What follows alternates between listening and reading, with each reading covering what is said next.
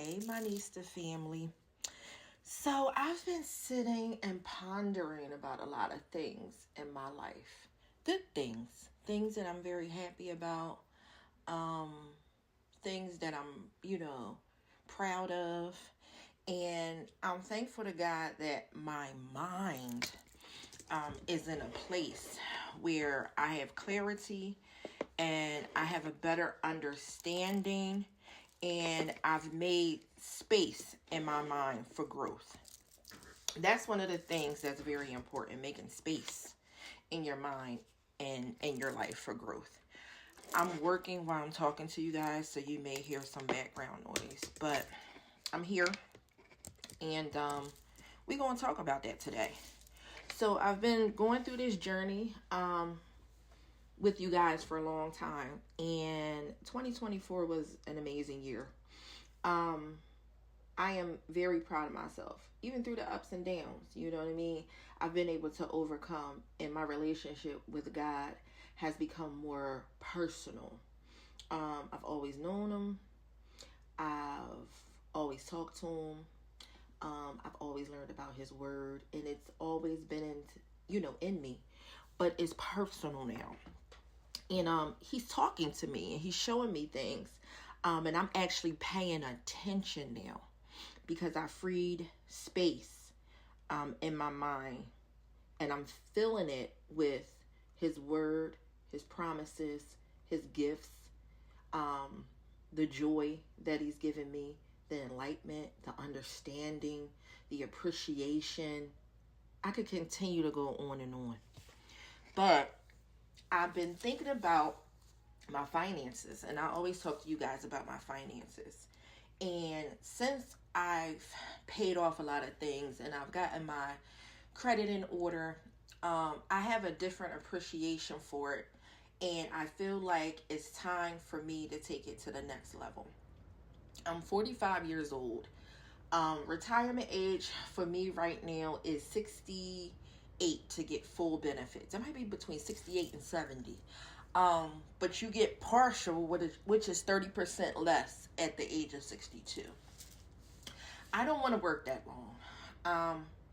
With my, health and the different things that I have going on, and the freedom that I like to have, which I do have a lot of it in this job that I have. I am so thankful for my job. Side note, I'm thankful for my job. It is a blessing from God.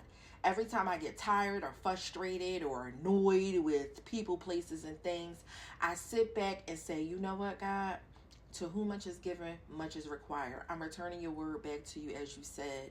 And forgive me for not showing appreciation, and forgive me for complaining.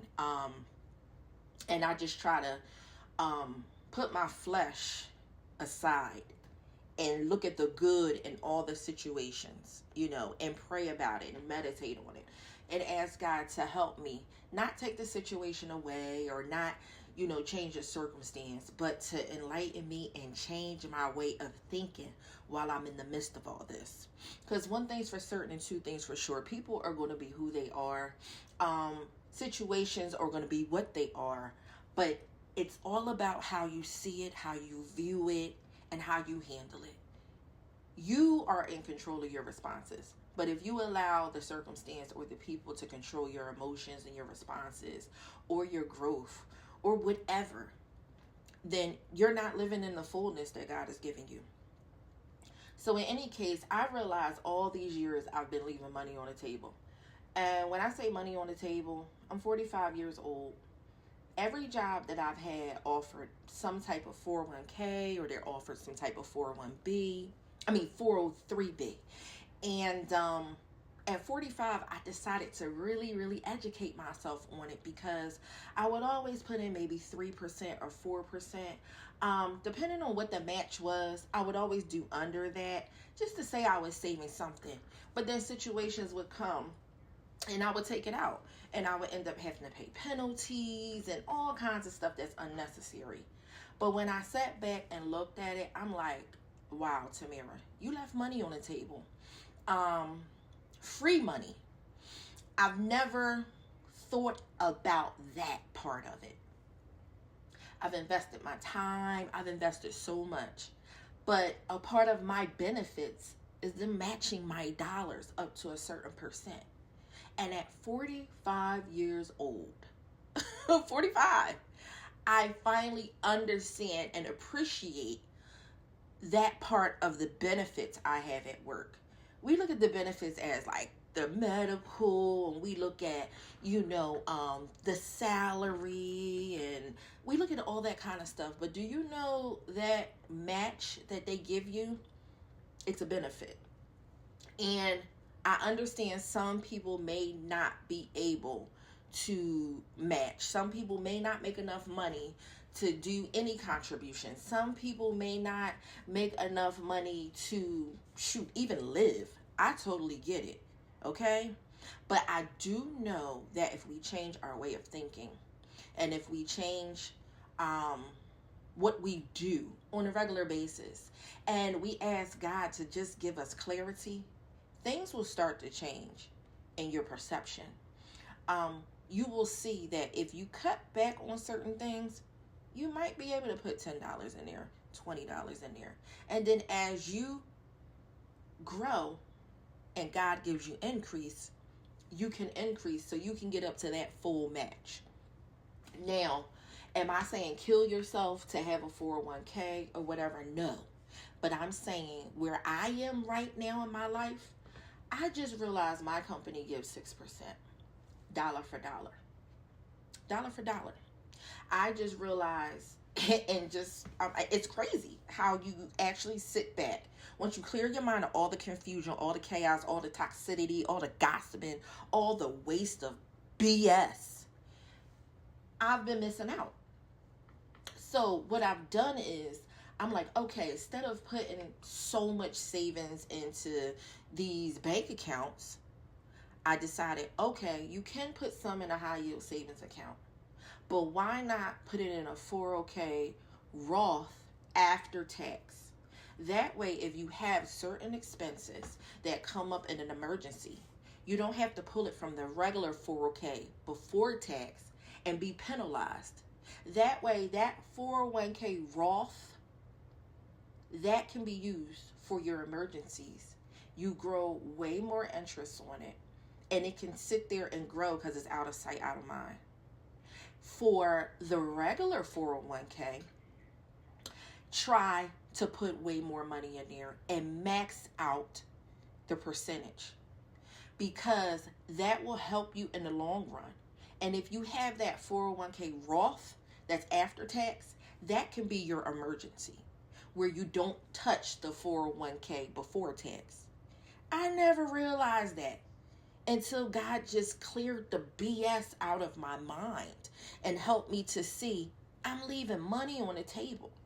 Now, am I trying to become rich off the 401k? No.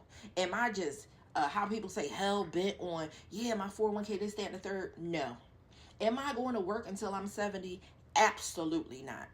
But will I continue to put in there until I'm totally vested? Yes, I will. Because you know what? When I leave that job, if I leave it, I'm only trying to leave it when I'm done working.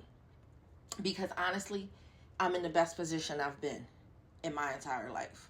And I know that it's because God has shown me that because you didn't get weary in well doing, because you didn't forget who I was, because you always acknowledge me, even in the midst of your sin, I got you, daughter. So now I see, okay, the 401k, I don't have to look at that for emergency. But that Roth IRA, put more money into that.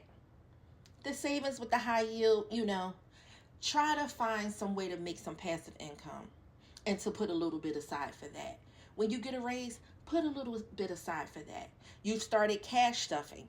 You make money here and there. Start putting that into your cash stuffing. And still find a way to enjoy life, to have money when emergencies arise. Also, this way you won't take yourself down to $0.00. Because one thing about me, a lot of people may not agree with the 401k. They may not agree with the savings and this, that, and the third. Excuse me. But one thing about me, in my situation, I'm all I got. I'm going to say it again. I'm all I have. I don't have a husband that pays the bills and let me do what I want to do with my income. I don't have a father that I can run to that has all this money that'll help me out of situations. I have a mother that is sickly and I'm caring for and is on a limited income. My children, they don't deserve to have that type of burden on me, on them. If they want to do, they can do. But I am my own responsibility. When that started sinking in and God really, really started opening up doors in my mind, and I started walking through those doors, I realized the importance of so many things. Not the way the world does it, but the way God said it would be best for me. So I'm just sharing this with you guys because it's other ways to do things. And you can educate yourself. Like, I don't know everything about it, but I read enough to understand that, okay, this can work for me. If I do this way and that way. It may not be as much as everybody else because I'm starting late. And every time I did start in my younger years, because I was a single mom with twins, because I had put my kids in private school, because I've been a home owner since I was 23 years old. I'm going to repeat myself. I've been a home owner. Okay? I wasn't renting, and I'm not saying anything is wrong with renting. I'm just telling my story. I've not been renting. I've always had a car, a fairly new car. I've been doing big girl stuff for a long time. But this is the one thing I couldn't put my mind around. And now at 45, I realize it's not too late. It's never too late. I might not have as much as I could have had, but it's never too late because $1 beats a zero any day. Okay? I hope this testimony, because this is what it is. Everything I've been sharing with you guys is testimonies, just to show you where God is taking me, and the things that he's doing for me. And I give him credit. I don't give myself credit. I'm not. I understand people like, oh, but you didn't know. If it wasn't for him, I couldn't do any of it. I give him all the credit. All I give myself is thank you, Tamara, for listening. Because you listening throughout the years has brought you to the place where you are. Because I'm going to say it again. It is not the norm this day and age to say you bought a house at 23 years old for $50,000, $55,000, and it's worth $200,000 now. Okay? So regardless of the naysayers, regardless of who don't like me or like my energy, it's okay because God loves me unconditionally.